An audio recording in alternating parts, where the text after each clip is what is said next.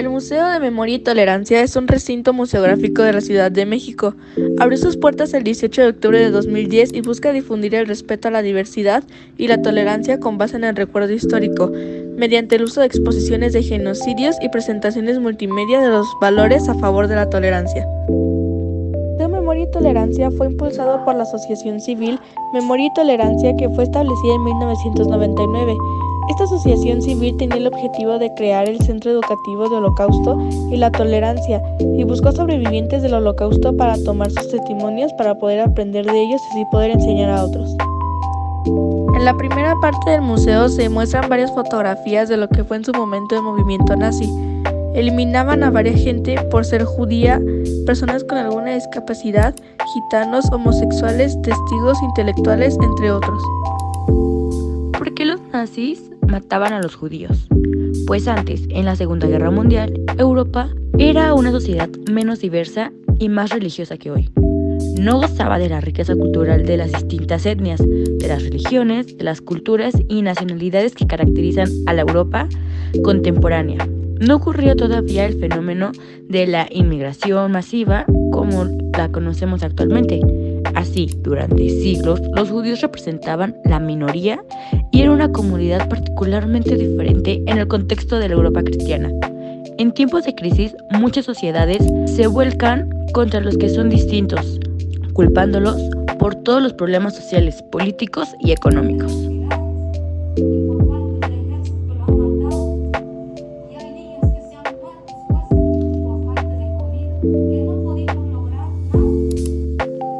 ¿Quién era judío según los nazis?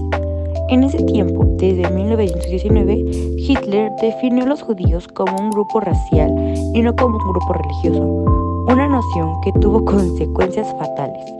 Para los nazis, incluso las personas con abuelos judíos convertidos al cristianismo eran consideradas judías. Esta concepción es falsa. Los judíos no son una raza, ya que no comparten rasgos genéticos ni biológicos que los distingan de otros. Más bien, están unidos por la historia, la tradición y otros rasgos culturales, como la religión.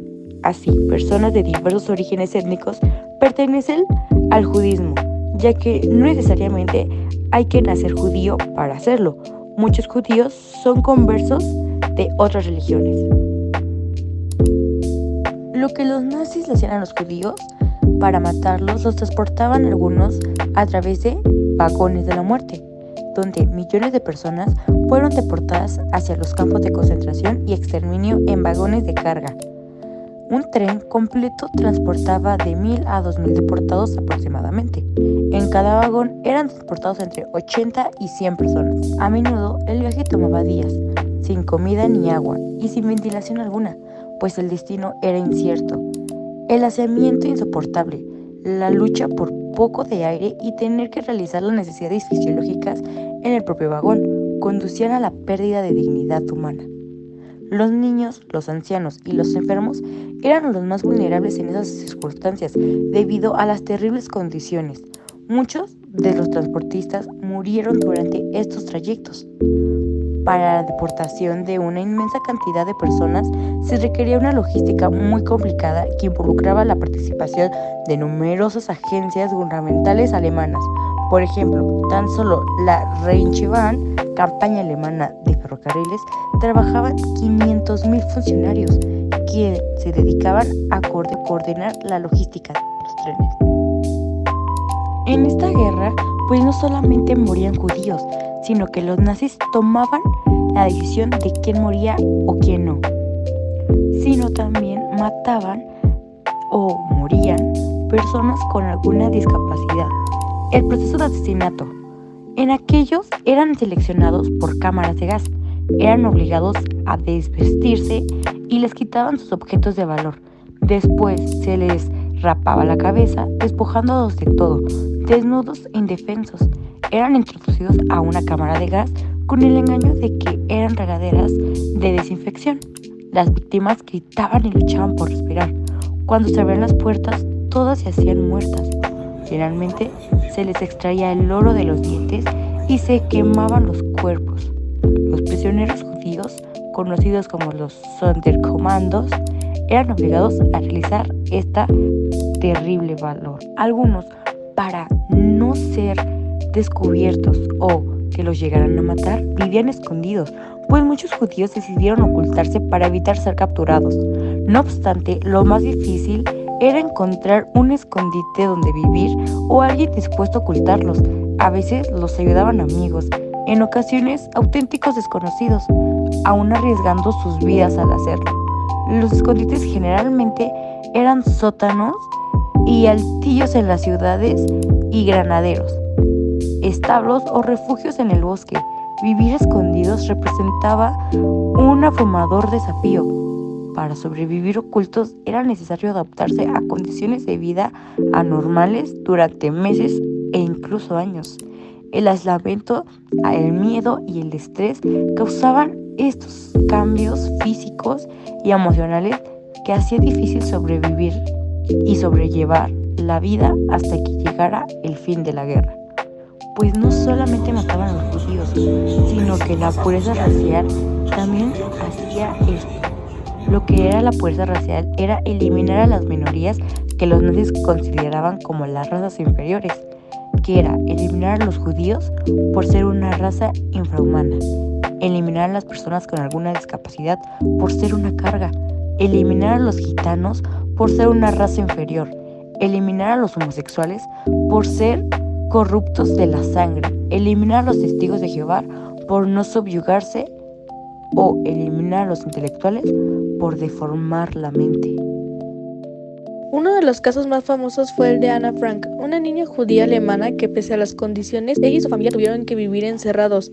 Cuando Anne tenía 13 años de edad, finalmente un informante delató a la familia y fueron capturados y enviados al campo donde murieron de fiebre. El padre, único sobreviviente de la familia, publicó el diario, actualmente conocido como el Diario de Anna Frank.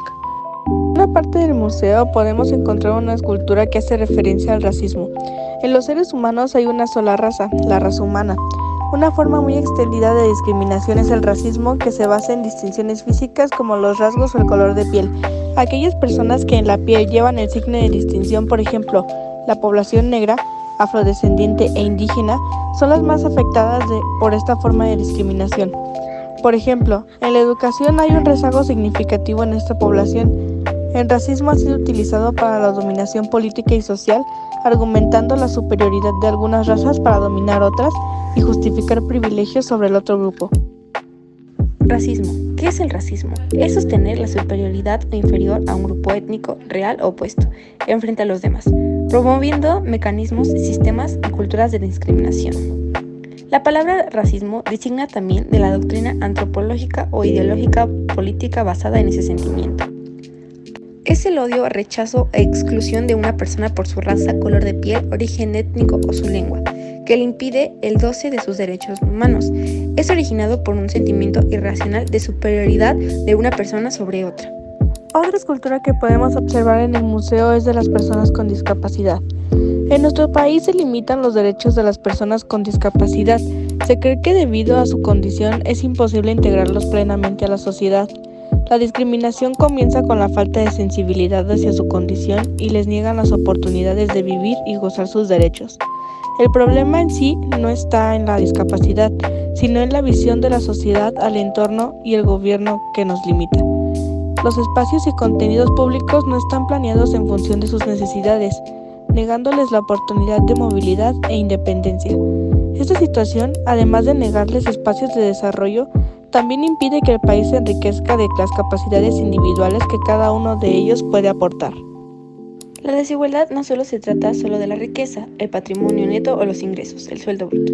También puede abarcar la perspectiva de la vida, la facilidad que tienen las personas para acceder a los servicios de la salud, la educación o calidad de vida. Hay desigualdades entre géneros y otros grupos sociales. Además, la desigualdad aumenta y percibe porque algunos grupos tienen más influencia sobre otros, lo que impide a otros grupos hacer que el sistema responda a sus necesidades. Esto lleva a distorsiones de política y sofocado del proceso democrático. La desigualdad social se ha convertido en un punto central de estudio dentro de la sociología, ya que dentro del estudio de cualquier sociedad encontraremos un problema de desigualdad. Es también un fenómeno histórico y cultural que ha existido en todas las naciones hasta convertirse en un problema social para cada una de ellas. La desigualdad social es la condición por la cual las personas tienen un acceso desigualdad a los recursos de todo tipo, a los servicios y a las poblaciones. Todo tipo de desigualdad social está fuertemente asociada a las clases sociales, a este género, a la étnica, a la religión, etc. Así que de forma más sencilla podemos definir la sociedad como trato desigual o diferente a cada persona. Uno de los problemas más graves de la desigualdad es la desigualdad educativa, que a su vez es una manifestación de la desigualdad de oportunidades. La desigualdad de oportunidades se da cuando las oportunidades para ocupar cualquier posición no están distribuidas de una forma igualitaria para todos, de acuerdo a criterios competitivos, sino que intervienen en la distribución, el estatus social, los recursos económicos, la ideología, la política, la ideología religiosa, etnia, su género, su orientación sexual, etc. Diversidad. El término diversidad se refiere a la diferencia o a la distinción entre personas, animales o cosas, a la variedad, a la afinidad o a la abundancia de las cosas diferentes, a la multiplicidad de elementos, características, perspectivas o manifestaciones que existen dentro de un conjunto o sistema. En una condición inherente a la vida se manifiesta en prácticamente todos los aspectos del mundo que nos rodea, desde las formas de la vida, de la naturaleza humana hasta la sociedad humana. La diversidad implica la existencia de una amplia gama de atributos o cualidades diferentes dentro de un conjunto, por ejemplo, diferencias culturales, étnicas, lingüísticas o religiosas, entre otras muchas. La diversidad conlleva a una mezcla y combinación de diferentes elementos o individuos. En una población diversa no todos son iguales o comparten las mismas características. No se limita a una sola dimensión, sino que puede manifestarse en múltiples aspectos de la vida, como un ecosistema, una sociedad o un grupo de personas. La diversidad suele complementarse y enriquecerse mutuamente. La presencia de diferentes perspectivas, habilidades y talentos dentro de un grupo puede conducir a una mayor innovación, resolución de problemas y creatividad. En conclusión, el museo nos muestra los diferentes tipos de tratos y uno de los casos más importantes donde se vio la desigualdad, la no tolerancia, racismo, y que nos muestran demasiada información sobre el tema. Muchas gracias por ver nuestro video y que tengan muy buen día, tarde o noche. Eso es todo de nuestra parte sobre el Museo Memoria y Tolerancia. Hasta luego.